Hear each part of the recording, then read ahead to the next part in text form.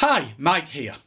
A couple of weeks ago, a colleague hit a problem whilst using the VSTACK function to combine data from multiple tabs.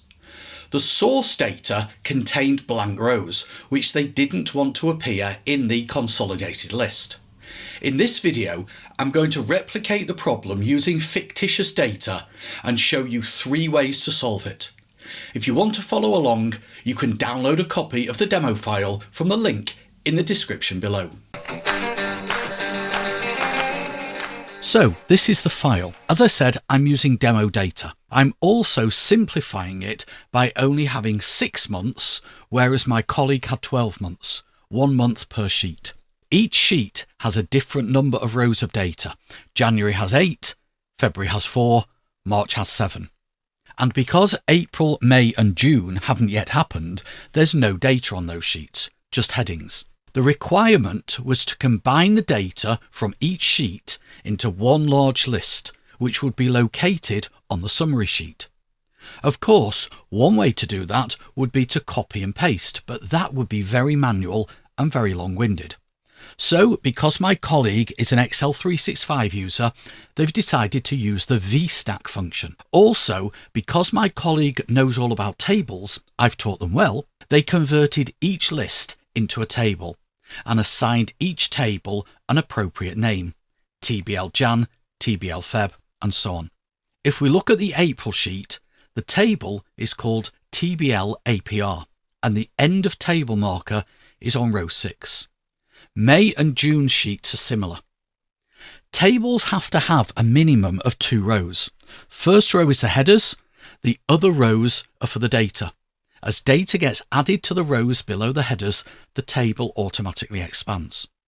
To generate the list, my colleague added this formula into A6 in the summary sheet. The VSTACK function combines the data from each table into a single list. And as you can see, we have a problem with the last 3 rows.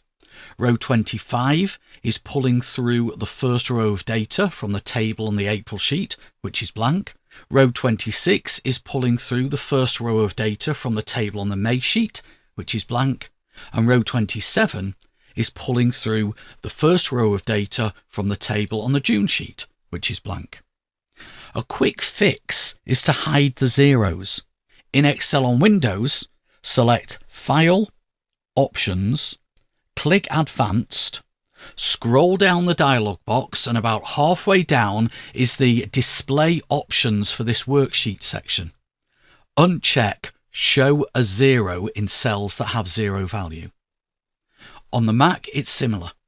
Click Excel on the menu bar at the top left, select Preferences, click View and uncheck 0 values in the Show in Worksheet section. The problem is that rows 25, 26 and 27 are still part of the dynamic array that's been generated by the VSTACK function. For this scenario, that's not really an issue, but if you had blank rows within the individual tables, which won't happen with this data, but might happen in other situations with other types of data, then you'd end up with blanks in the summary. So, how would we deal with that situation? Let me show you. Rather than using the VSTACK function on its own, I'm going to use a combination of FILTER and VSTACK. The FILTER function will display a subset of rows from a range based on a criteria. So in A6, I'll put equals filter, open brackets. The range to be filtered is the range generated by the VSTACK function. So that will be VSTACK, open brackets, followed by the names of all the tables. Close the brackets, and then a comma. The rows to be included are the ones within the range generated by the VSTACK where there's something in the OrderID column of that row. It doesn't have to be the OrderID column, it could be any of the columns in the table. I chose OrderID because 1, it's the first column, and 2, I know there'll be a value in every row. But it does have to be a single column you select, otherwise you'll get an error.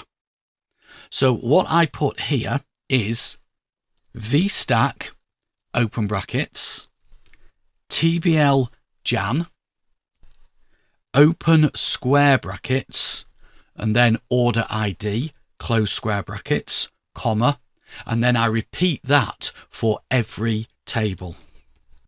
And once I've specified the names of the tables in the column, I need to put a less than, greater than, which means not equal to, and double quote, which means blank. And finally, I need a closing bracket. So that is a very long formula, as you can see, but what it's saying is apply a filter to the data that's being generated by stacking the 6 tables, and the criteria to determine what is filtered will be where the order ID column from each of those tables does not equal blank. The only problem with doing it that way is that you have to specify each table. Now, I only did 6 months. Can you imagine how long the formula would be with 12? So here's another option. It's still using the filter and stack functions, but instead of referencing every table, it uses what's called a 3D reference. A 3D reference is where you specify multiple sheet names.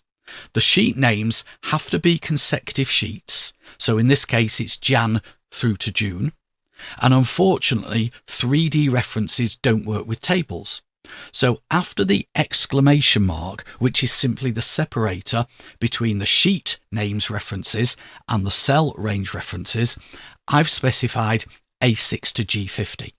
A6 is the first cell of the range to be combined from each sheet, and column G is the last column of the range to be combined from each sheet. Why did I choose 50? Well, in this fictitious scenario, I know there won't be more than 50 rows of data in each of the 6 monthly sheets.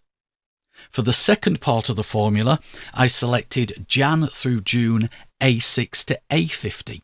I chose column A for the same reason I chose order ID in the previous demo.